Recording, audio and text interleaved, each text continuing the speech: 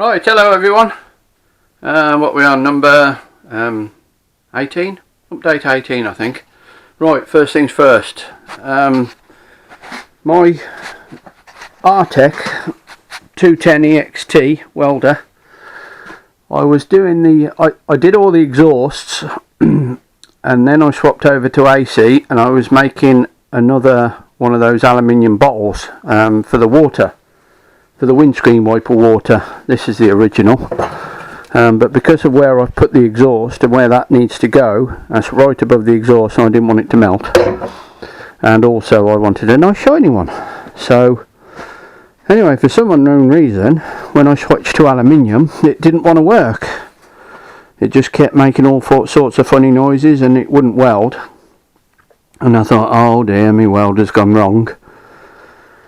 So I phoned up Artec, who's down in Gloucestershire, Artec Welding, and they said, don't worry, no problem, we'll send a courier and we'll pick it up. I said, but I'm really desperate, I need to carry on welding.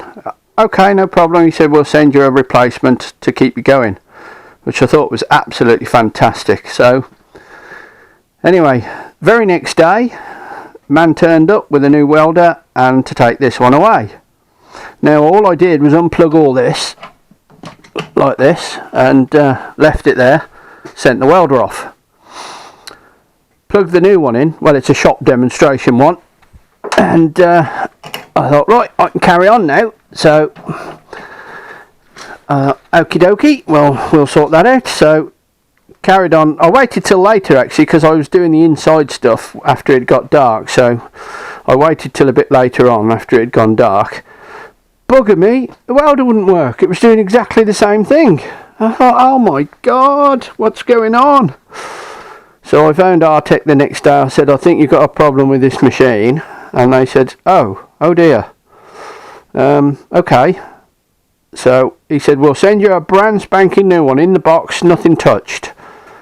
So very next day, man turned up with the courier, took the other one away, put a brand new one here, 170. So again, I'd just done that, plugged it all in, didn't work. I thought, oh dear, oh my god. So I checked the earth lead, I checked the gas, I checked everything, checked the torch. I use a WP9, smaller one because I prefer it. And I thought, well, there's nothing wrong. I can't find anything wrong. So what I did is I've got a second torch, a WP9, which is water cooled. I don't use it very often because I don't go that high on amps. So I put that one on. Worked perfect. Well, hello? What's going on here? So I went back to the other one. Wouldn't work. Oh, crikey. Right, just out of curiosity, I'll change the gas lens because I've run a gas lens on this. Change the gas lens, just the gas lens, and the little collet that holds the tungsten in. Worked perfect. I thought, you are having a laugh. How can a little gas lens, I don't know what they're made of, are they sort of 50% brass? And no, they're not brass, I'm not sure what they're made of. And I wondered whether the heat had, like a magnet, if you heat a magnet up it loses its magnetism, and I wondered whether the heat had destroyed its conductivity. So I phoned Artec up and said, look, I'm ever so sorry, I think I found the fault.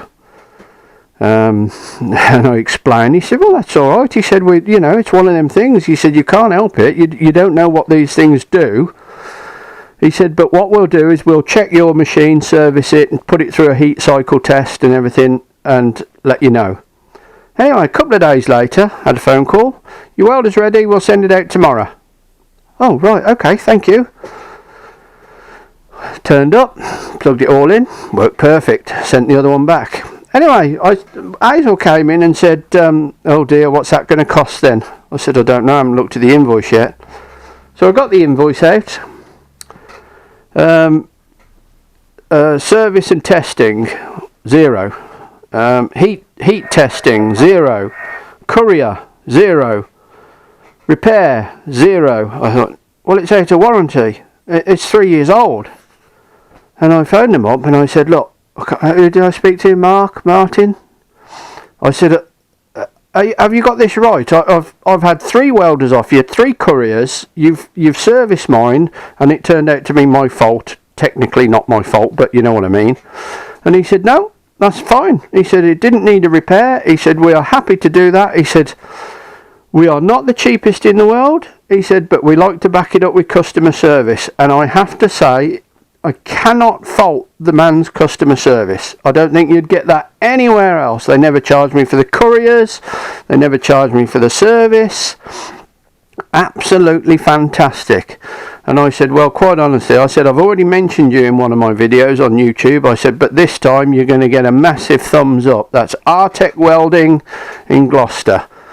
And he said, well, that's all. I said, well, I came to you originally because I watched Double Boost, and Double Boost uses your equipment. He said, that's all we asked for. He said, some recognition. He said, and that pays for more than whatever you've just had done. He said, we're happy to help you. He said, have a happy Christmas.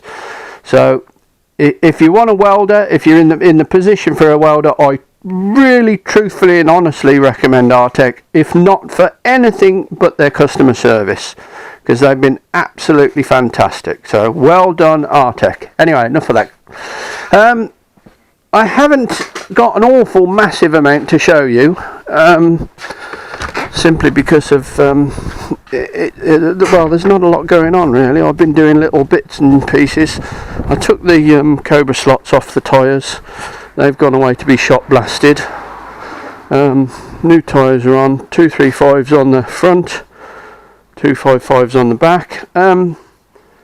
The brake master cylinder failed miserably.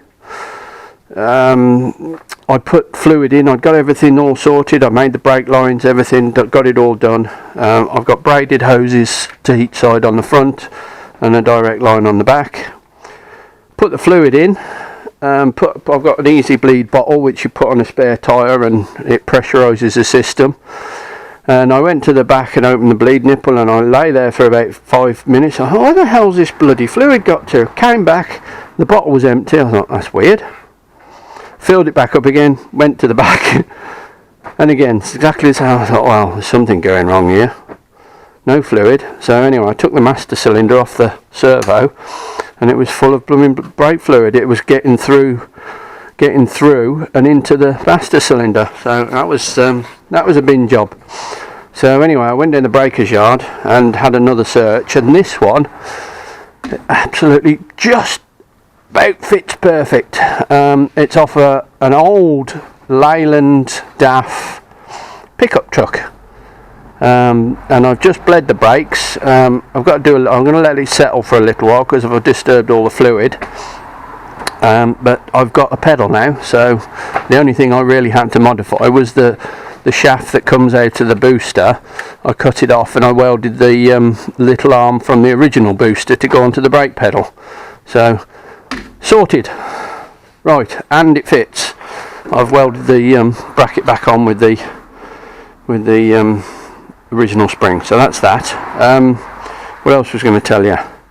Oh yeah, there's my new washer screen bottle, all nice and shiny, because it's just above the brake. I'll show you. Where's my torch? Oh, I've got a torch here. It's just above the exhaust, so I didn't want it melting the other bottle. That doesn't matter, because if it heats up, I've got hot water on the windscreen to demist everything. Brilliant.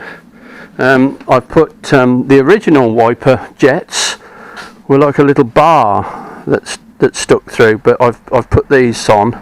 They're twin jets, so I'll get a better jet. Windscreen. Got in touch with the guy in Australia who's sending them out. They haven't left yet, and the main reason is because, as a lot of you might know, the shipping from outside Europe at the moment has gone absolutely crazy because of all this Brexit crap that's going on, and Europe's playing silly arses.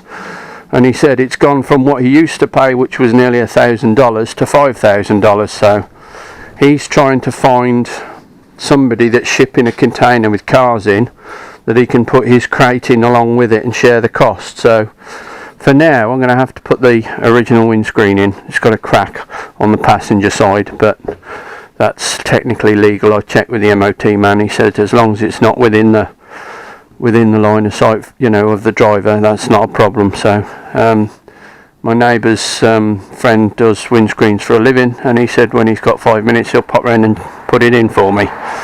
The back windscreen's not a problem, that's just a normal old original, put a string around and pull it in. Why the front's not like that I'll never know on this age. I mean 73, I mean I had a 76 Cortina and they still had pull string windscreens, so there you go. So the other thing I wanted to do was, these wheels don't have any centre caps.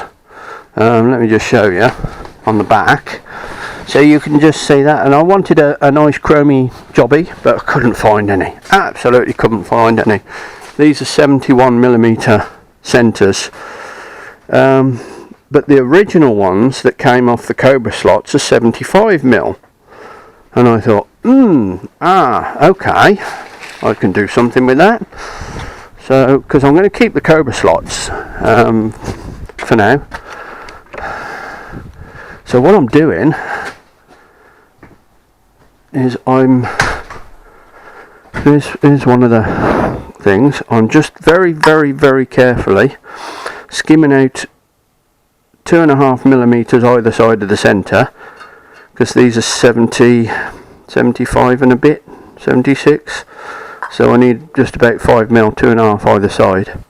So that's what I'm doing, just skimming the centres out so these fit. That's lovely jubbly. And the other thing is, while I was down at the breaker's yard, we were on about gearboxes, and I said I'd love a 4-speed auto, the 4H22 ZF box, which is a 4-speed. They used them in Jaguars and a lot of BMWs, and he said, oh, I just got a Jaguar coming here, I think it was a 3.3 or a 3.6 straight 6, and he said, yeah, gearbox is all on it. So there it is, and believe me, I got it for a stupidly low price. So what I'm going to do is I'm going to test the other gearbox, make sure it works fine, so I know that's okay. And then, from what I understand, you take this bell housing off, put the other one on, and then you have to just make sure that I can't remember whether you have to change this. No, of course, I've got the torque converter and everything, but just make sure the everything lines up and there's not the distances from the clutch. I'll get it all right in a minute. From the flex plate and everything, that you're not pressing anything too strong and all the rest of it. But so measurements, but that, and it's got an original. It's got the same flange fitting that I've got on mine. It just takes a single, which is a bit weird, a single mount for the cross member, but I'm sure we can sort something out there. So, and the selector's on the exact same side, so hopefully my selector that I modified will still work. Right, that's a job for another time, because I'm going to run it with the other on for now. Anyway, there you go. I think that's it for now. Whether I'll get another one done before Christmas, I don't know, but if not, everybody have a brilliant Christmas, and everybody stay safe, and we'll see you after Christmas. Take care, and cheers for now. Bye.